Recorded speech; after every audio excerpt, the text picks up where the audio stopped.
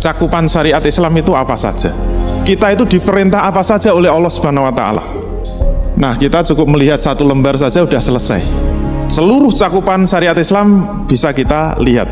Yang pertama, kita sebut dimensi 1, yaitu apa? Aturan-aturan dari Allah yang terkait dengan hubungan manusia dengan Allah secara langsung. Ketika manusia ingin berhubungan dengan Allah secara langsung, itu ternyata diatur oleh Allah, yaitu aqaid dan ibadah. Seperti aturan sholat nggak boleh sembarangan, nyembah nggak boleh, sembarangan tuh nggak boleh, gerakannya harus jelas dan sebagainya. Kemudian aturan puasa, aturan zakat, aturan haji dan sebagainya itu masuk dimensi 1, dimensi yang mengatur hubungan manusia dengan Allah secara langsung. Kemudian dimensi 2 itu aturan yang mengatur hubungan manusia dengan dirinya sendiri, seperti makanan, minuman, pakaian, akhlak. Dimensi 3 itu aturan yang mengatur hubungan manusia dengan manusia lain, seperti sistem pemerintahan Islam, sistem ekonomi Islam, sistem sosial Islam, sistem pidana Islam, politik pendidikan Islam, dan politik luar negeri Islam. Maka tugas kita sekarang harus mendeteksi, sudah diamalkan seluruhnya apa belum? Kenapa harus diamalkan seluruhnya? Karena ada peringatan dari Allah Subhanahu wa Ta'ala, yaitu surah Al-Baqarah 85. Ada pertanyaan dari Allah, afatu'minuna bi ba'dil kitab wa takfuruna bi ba'd. Sampai sini. Apakah kamu akan beriman kepada sebagian isi kitab dan akan ingkar kepada sebagian isi kitab yang lain? Ini pertanyaan dari Allah ya, bukan dari saya. Apakah kamu akan beriman kepada sebagian isi Al-Quran dan ingkar kepada sebagian isi Al-Quran yang lain?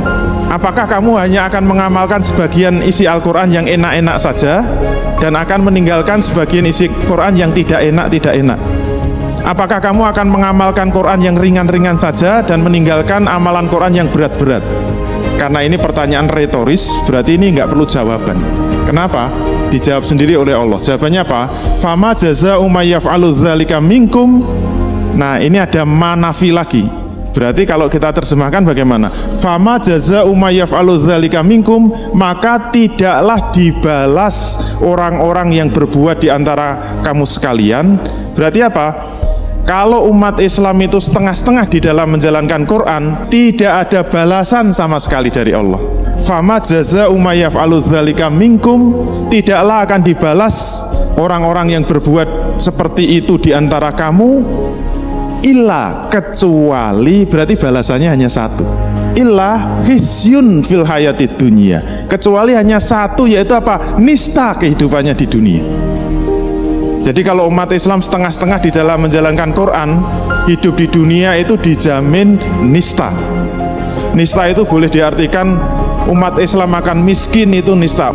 Umat Islam akan terpuruk, itu nista. Termasuk yang kaya raya itu nista. Kenapa? Didapatkan dari cara yang tidak benar. Mungkin dari hasil korupsi, atau mungkin kalau pengusaha biasanya pengusaha riba. Itu nista.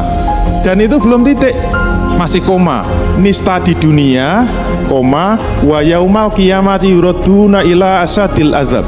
Dan besok di hari kiamat mereka akan dikembalikan kepada siksa yang sangat pedih. Di dunia nista, di akhirat dijamin masuk neraka.